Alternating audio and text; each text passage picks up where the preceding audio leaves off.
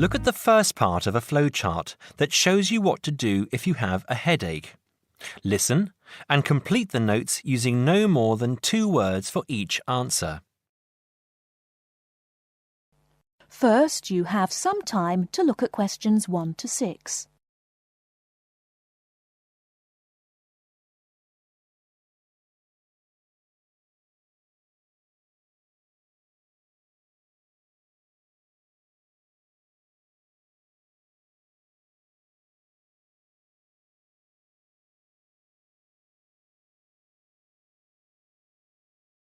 There are various different reasons why you may have a headache. Some of them are not serious and can be treated easily, perhaps by simply taking a pain-killing tablet, like an aspirin.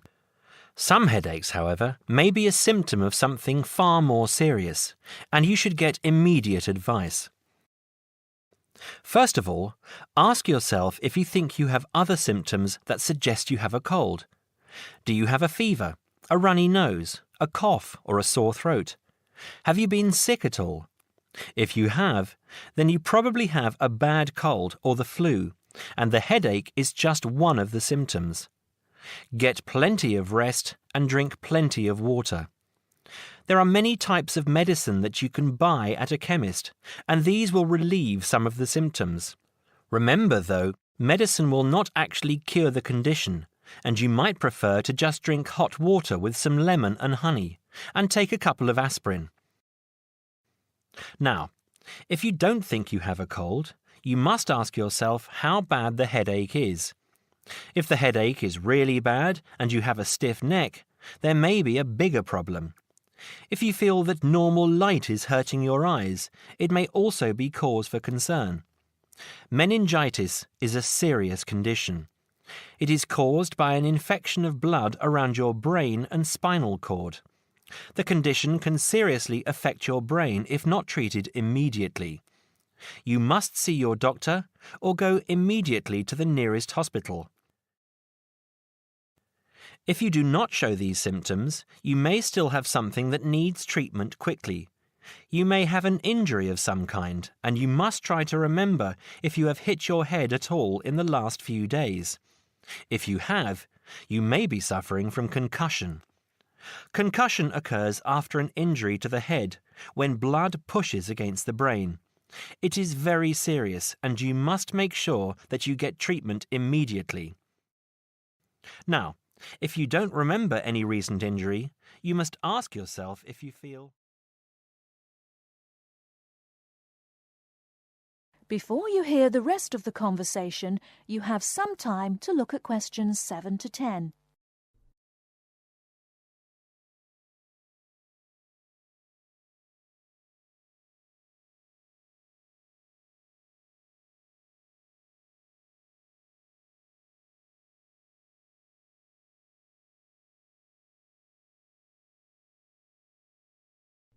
Now listen and answer questions 7 to 10. Extract 1. Acrophobia is a fear of heights. A lot of people confuse it with vertigo, which is a normal feeling that people get in a very high place. Acrophobia is a phobia and can be very dangerous. The person who suffers may panic and want to escape the situation. The quickest way to escape is to jump. People who suffer from acrophobia will avoid being at the top of tall buildings and will not like going up long staircases. It may be a phobia that is a result of past experience. Children see things fall and break and so become very frightened of the same thing happening to them. Extract 2. Now this phobia has a number of different names: brontophobia, astrophobia, and coronaphobia. It is a phobia of storms, especially storms with thunder and lightning. It is especially common in children, but can continue into adult life. People who have a serious phobia worry when the spring turns to summer. They expect there to be more storms during that time. When a storm is approaching, they feel very uncomfortable and even physically sick. Many of those who suffer, especially children, hide when there is a storm, perhaps in a cupboard or under the bed. Adults with the condition may watch weather forecasts on television every 30 minutes to check that the weather is good. Extract 3. Now, most people are, to some degree, afraid of dying, but necrophobia is a fear of anything connected with death. It is more than a fear of dying. People who have necrophobia are terrified of seeing dead things. They will stay away from museums where there are mummies or skeletons and avoid any images of dead people. They will panic if they see a dead animal in the street or in a forest, and will avoid watching a program or movie that shows people dying or near to death. This phobia may be something that is natural in all of us to some degree, but is probably made worse by seeing a dead person or a favourite pet dying at some time in the past.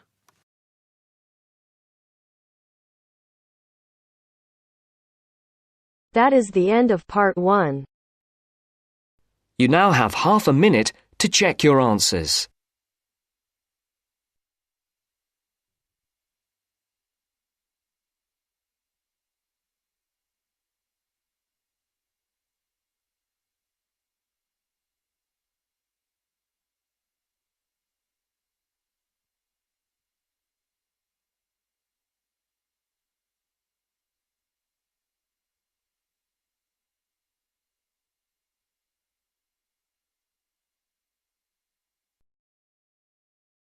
Now turns to part 2.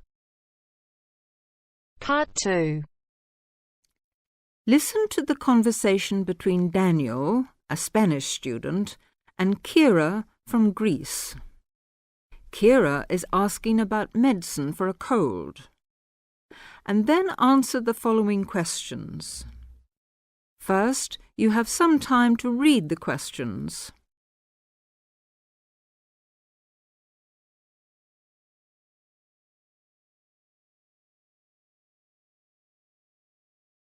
Now, listen to the conversation. Hello, Daniel. How are you? Not so bad, thanks. What about you? To tell the truth, I've got a terrible cold. Achoo! Oh, sorry to hear that. Poor you. Maybe it's the change in the weather, or maybe you've been working too hard lately. Well, it must be the weather. Achoo! Bless you. Have you taken any medicine? No, I haven't. Can you recommend anything? Now, let me see. I got some tablets a couple of months ago when I had a cold.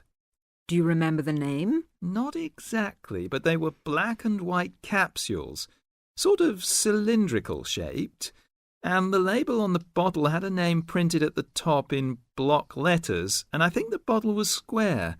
I'm not exactly sure. The name might have been something like Vigilan or Vegilan. How is it spelt? If I remember correctly, it's Vegilan. Vegilan. I'll just make a note of that. Thanks. Not at all, and I hope you feel better soon. Me too. By the way, Daniel, where's the nearest chemist? Oh, that's easy. From here you go directly south to the 2nd Main Street, and then you turn left. Continue straight along past the church, and at the next intersection turn right. It's on the left, the second shop after the bank, which is on the corner. You can't miss it. I think I know it. It's just opposite the shoe shop, and there's a greengrocer's between it and the bank. You got it. Mind how you go. Thanks. Well, I'm off now. Bye. Cheerio. See you soon. Before you hear the rest of the talk, you have some time to look at questions 17 to 20.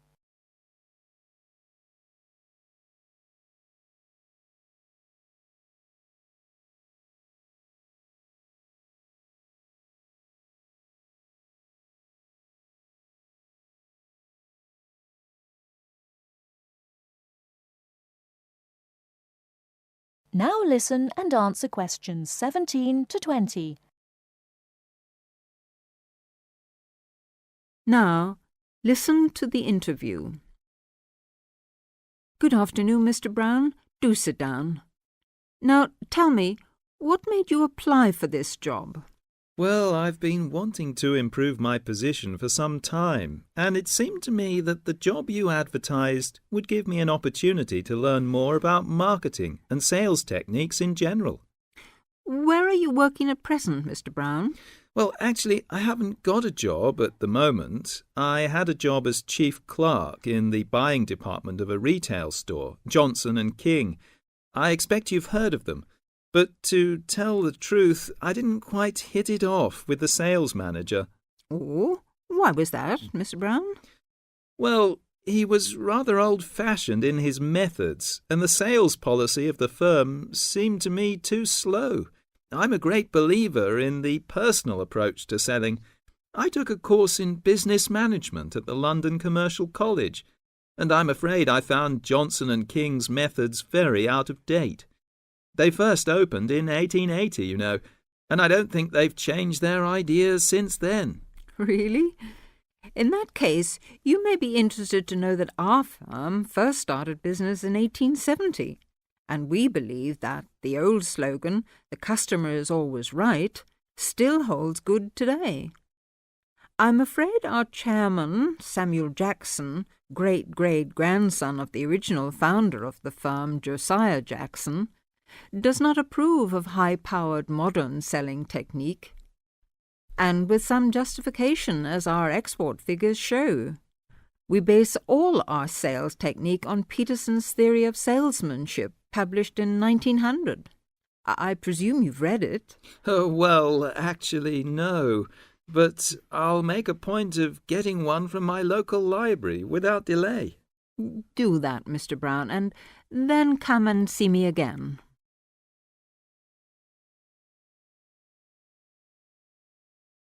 That is the end of part 2.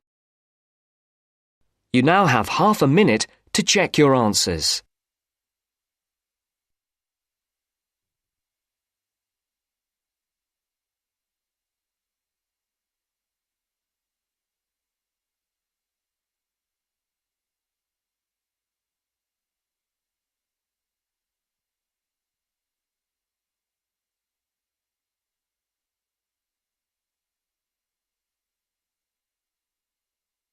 Now turns to part 3. Part 3. You will hear a telephone conversation between two people about a flat. First, you have some time to look at questions 21 to 26.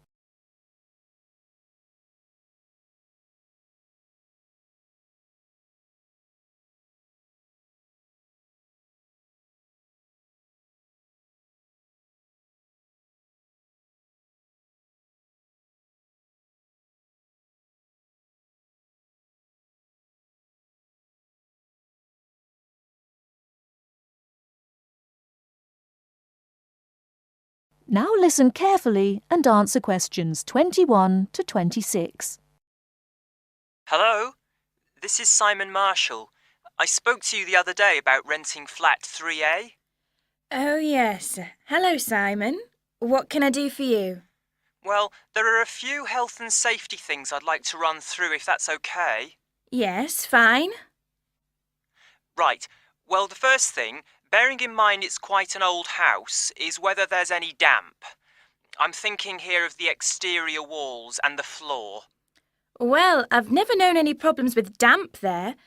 It was all right last time I checked, certainly, though that was before the recent wet weather. I'd better have another look and get back to you on that. OK.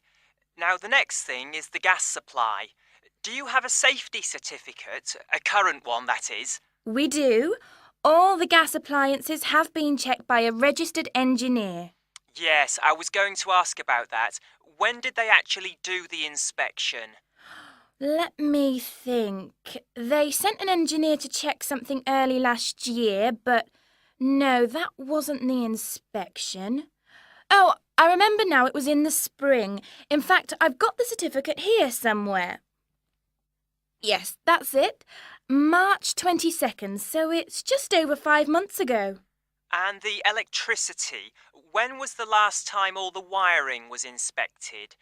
I know it doesn't have to be checked as often as the gas, but it's still important, especially in older properties. As it happens, we had an electrician in when we redecorated flat 3A. If he looked at everything then, he would have charged us for it. I'll find the bill and check it if you like.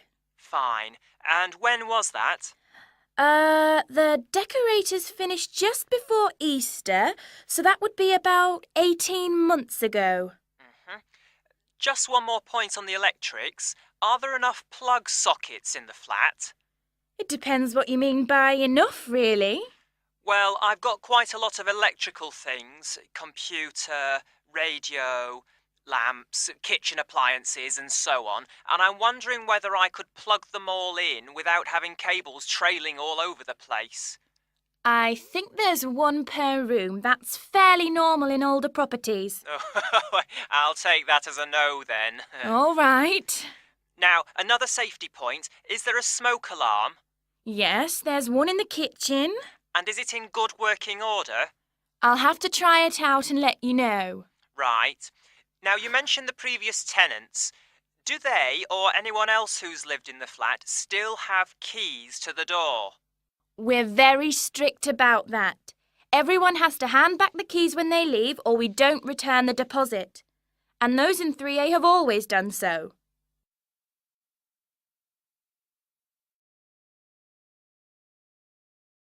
Before you hear the rest of the talk, you have some time to look at questions 27 to 30.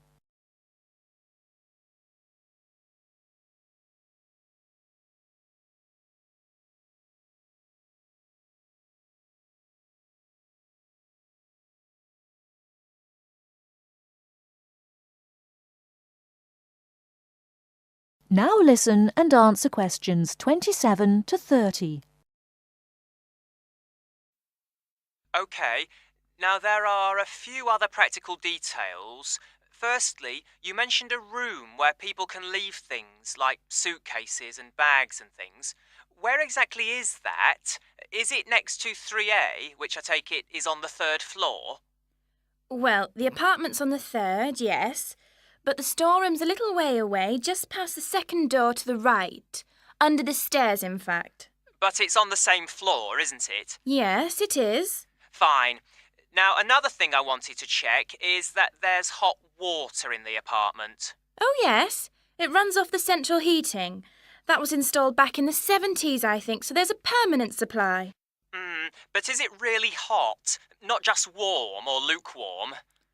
I suppose it depends what you mean by hot. But it's at a constant 60 degrees. Oh, that sounds fine. Yes, it used to be set at 55, but last year the tenants asked us to increase it, so we did. Oh, I'm glad about that. OK, now can you tell me a bit about the yard and the garden? How big are they? Well, the yard at the side of the house is about 20 square metres. Oh, so there's room for my motorbike then? Actually, it's only a 50cc moped, but I like to keep it off the road at night. Yes, there's more than enough space there, even with all the wheelie bins. And the garden? That's much bigger, about 150 square metres. Who looks after it, by the way? Old Mr. Collins. He's almost 90, but he's out there every day. And the last point, the TV. What size screen is it? It's 70 centimetres wide, I think. No, sorry, that was the old one. This one's 80. You can get 90-odd channels on it, so I'm told. Really? So there's a satellite dish on the roof, is there? No, it's cable TV here. It doesn't cost much between everyone, though. That's very interesting. OK, thanks for your help. I'll be in touch again soon. Thank you. Bye for now. Bye.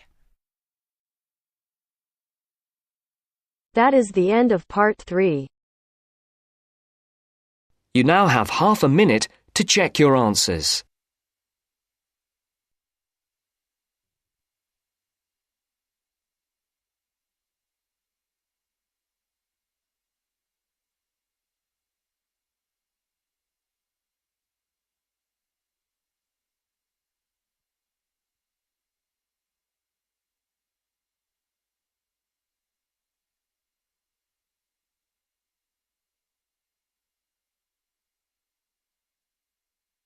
Now turns to Part 4. Part 4. You'll hear a lecture on sports injuries. First, you have some time to look at questions 31 to 40.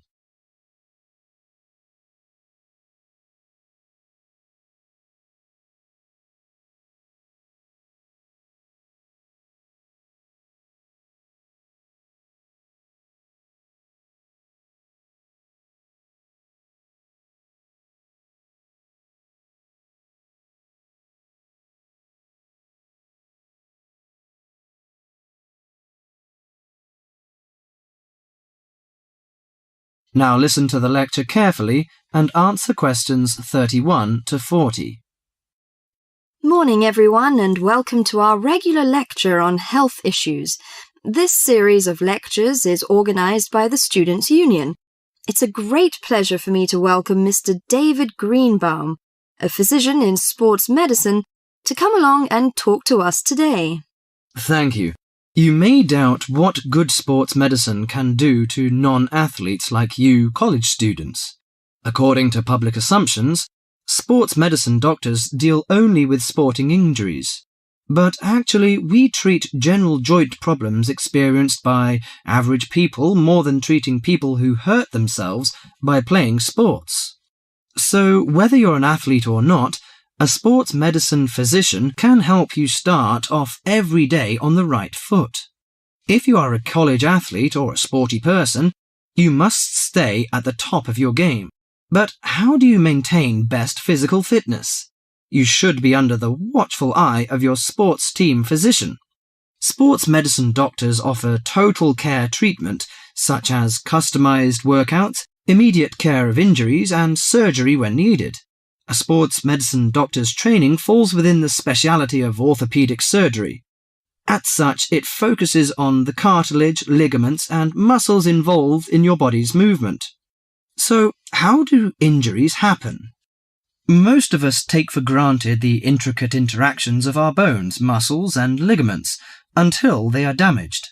When injured, these tissues can degenerate, causing your joints to ache and feel stiff. Even ordinary daily movements such as walking and bending may cause a sports injury through overuse. Furthermore, the normal wear and tear on your body's tissue may become more taxing as you age. To prevent such problems, especially as you begin a fitness exercise, your sports medicine doctor offers total care. This includes X-rays to identify potential trouble spots. Afterwards, he helps you set an exercise routine that fits your body's present condition. Do you know your joints? Your body's most complex structural feature is its joints. Your joints allow you to grasp, twist, sit, and even feed yourself. Repetitive motions, however, may lead to chronic overuse of the soft tissue connecting bones at the joints. This overuse can result in injuries such as tennis elbow or even carpal tunnel syndrome. A more severe type of injury occurs when you lose your balance, thereby putting a joint under abnormal stress. Worse still, you could suffer a bone fracture. When a traumatic injury happens, effective medical care is crucial. Improper treatment of any joint injury can cause permanent loss of flexibility and reoccurring joint pain. As quickly as possible, the doctor applies ice packs to your injury.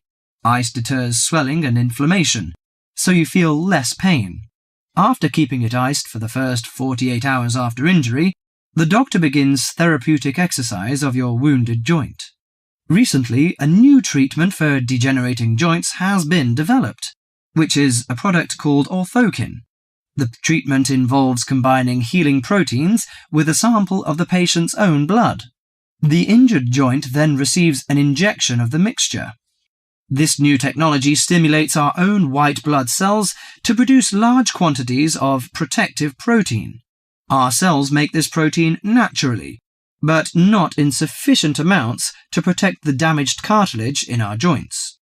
It also has the advantage of convenience and lack of side effects. Here are some suggestions on how to prevent sports injuries. Use appropriate protective equipment. Maintain proper lighting in the training area. Have adequate rest. Avoid alcohol and drugs in order to prevent injuries. Follow a regular fitness training program to improve overall coordination and endurance. Better endurance will absorb pressure and prevent injury. Perform adequate warm-up exercises before training or performance. Avoid performing sports or work when you are sick. Most injuries happen when one is fatigued. Avoid treatment by dubious health practitioners. Use of inappropriate massage, adjustment and homemade medicine, often with steroids or other non-tested drugs, can cause more damage to the injury. That is the end of part 4. You now have half a minute to check your answers.